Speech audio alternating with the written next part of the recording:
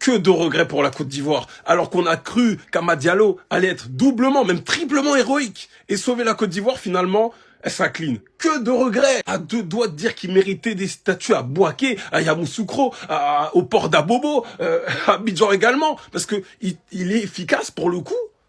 Dans la surface côté défensif, en plus il va te marquer mais un très beau but genre sur une passe de Pépé. Et je suis content qu'il ait été décisif parce que ça a été lui le plus percutant. Je suis désolé, le plus dangereux c'était lui. C'était lui. Dieu mandé, malheureusement on l'a pas vu du tout. Et à vrai dire c'est compliqué d'attaquer le coach. C'est compliqué parce que moi je trouve qu'en fait le seul truc qu'on peut reprocher à la Côte d'Ivoire en première mi-temps surtout c'est de ne pas avoir marqué. Moi, c'est ça mon plus grand regret. Parce qu'en première mi-temps, tu vois une Côte d'Ivoire qui ose, qui va vers l'avant, qui ose des passes tranchantes. T'as Doué et Conan, j'ai kiffé leur match, moi, personnellement, à mon avis. Hein. Donc moi, c'est mon avis, j'ai aimé leur match. Milieu de terrain, ça pressait.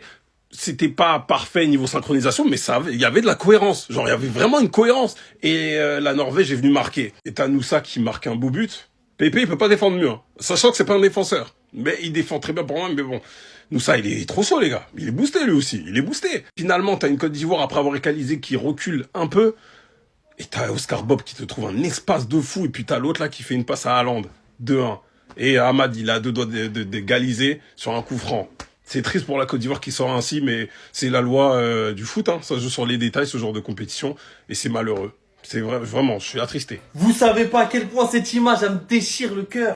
On l'a pas vu tout le match. Vous savez comment ça s'appelle? Un renard des surfaces. Et très rapidement comme ça. Pour tous ceux qui pensaient que cette rencontre allait être jouée d'avance, on parle quand même de la Norvège. Quasi invaincue sur les derniers matchs. À part une défaite contre la grande équipe de France et un match nul face à cette équipe du Maroc, première équipe africaine qualifiée. En face, aujourd'hui, c'était les éléphants. Maintenant, je vais vous dire une chose. Je suis frustré, vous savez pourquoi? J'avais l'impression de voir la rencontre de la Côte d'Ivoire face à l'Allemagne. Solide offensivement parlant. Au milieu de terrain, il n'y avait quasiment rien à dire. Solide au niveau des contres. Maintenant, les gars, toujours le même problème qui persiste. La finition. Là où cet homme derrière moi que vous voyez, qui a mis clairement fin à l'espoir de toute une nation. L'homme de Manchester City. Comment il a osé. Alors qu'on l'a pas vu du match. Les gars, c'est ça les grands joueurs. J'avais quasiment oublié qu'il était sur le terrain. À contrario de Martin Odegaard, il a su voir l'opportunité. Il a su avoir la vision de jeu pour venir dans cette rencontre. Mettre fin au suspense et éviter la dure et sans pitié. Séance des tirs au but. La Côte d'Ivoire qui s'arrête donc en 16e de finale, aux portes des 8e. Et franchement les gars, c'est triste. Mais c'est l'humilité. Le football, c'est 90 minutes. J'ai vu trop d'Ivoiriens faire des mauvais calculs comme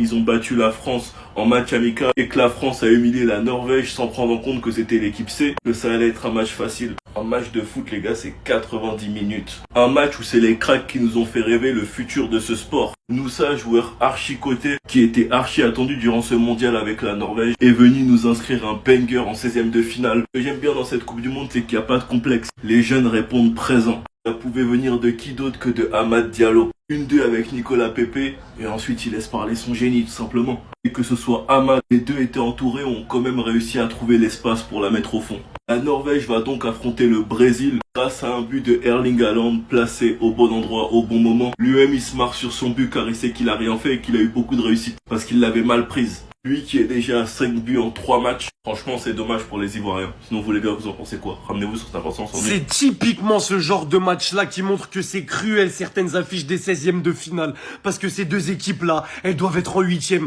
tous les jours au vu du niveau. La Norvège c'est beaucoup trop fort. La Côte d'Ivoire c'est beaucoup trop fort. Ils ont failli les tenir grâce à une immense équipe, une immense force de caractère, des immenses individualités. C'était trop ce match. Et voir la Côte d'Ivoire qui sort maintenant, c'est écœurant. Je vais commencer par cette pépite, je vais commencer par ce crack générationnel. En fait, Amad Diallo avec la Côte d'Ivoire, il va jamais s'arrêter.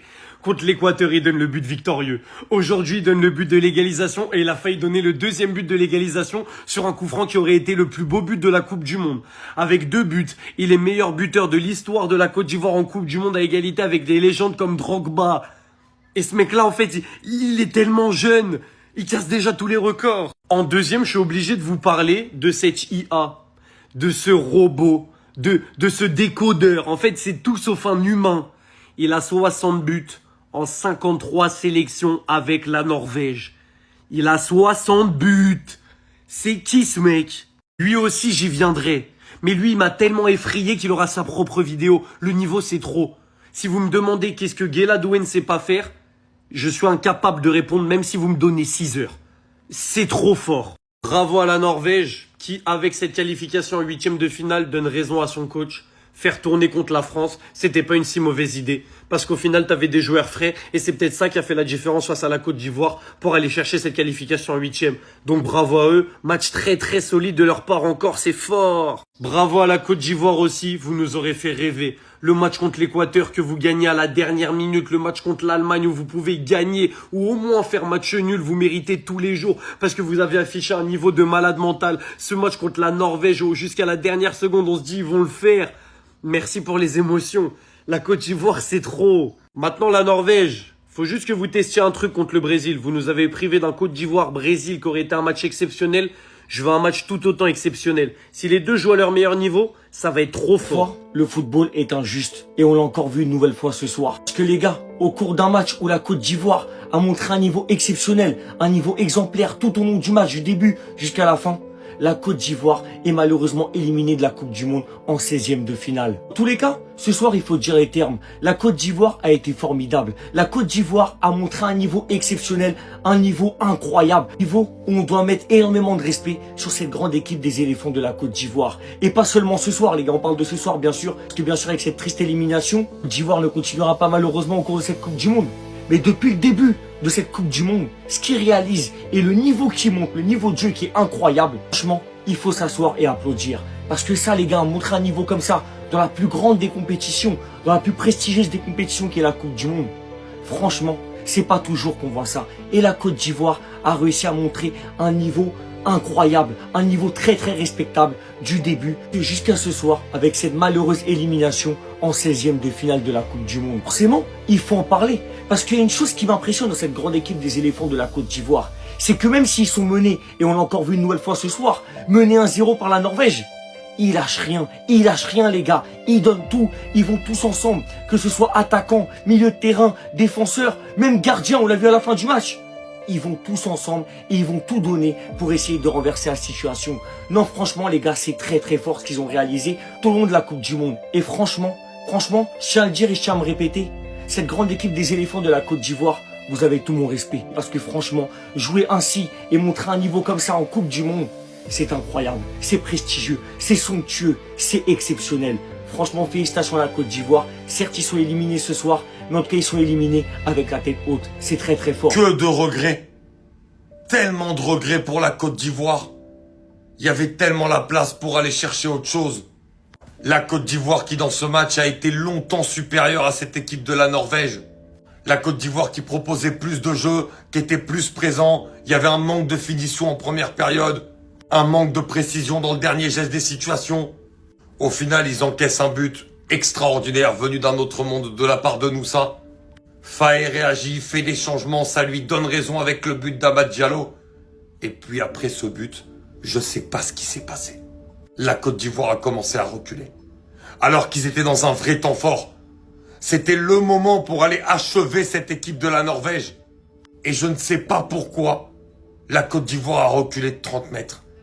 La Côte d'Ivoire a arrêté de jouer de la même manière que lorsqu'elle courait après le score ou même lorsqu'elle était à 0-0.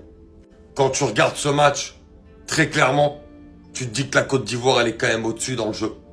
Elle est au-dessus dans le football. Mais malheureusement, dans le foot, ce qui fait la différence, c'est la concrétisation des temps forts. Et malheureusement, cette Côte d'Ivoire, elle n'a pas été capable de le faire.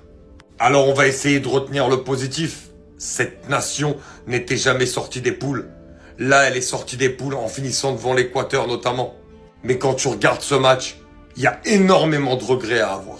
Énormément. Ça devait jamais arriver. Les Ivoiriens, comment Haaland peut faire ça? Les éléphants s'étaient pourtant vus récompensés suite à un travail monstrueux de Hamad, alors que quelques minutes avant, celui-ci avait littéralement sauvé la balle du 2-1 pour la Norvège sur la ligne. Par-dessus, il demande le ballon. À ce moment précis, il était tellement confiant, il a dit je vais marquer ce but. En une touche, il joue rapidement avec Nicolas Pepe, ce qui lui permet de prendre le dessus sur son vis-à-vis. Et alors que nous pensions qu'il allait marquer de cet angle aussi fermé, il élimine encore et frappe. Il était sur l'une des plus grandes performances de cette Coupe du Monde et on pourra pas lui enlever. Mais comment vous avez pu laisser ce mec, son coéquipier qui met toutes ses tripes pour envoyer cette passe, Père qui reçoit le ballon, il va même pas tenter.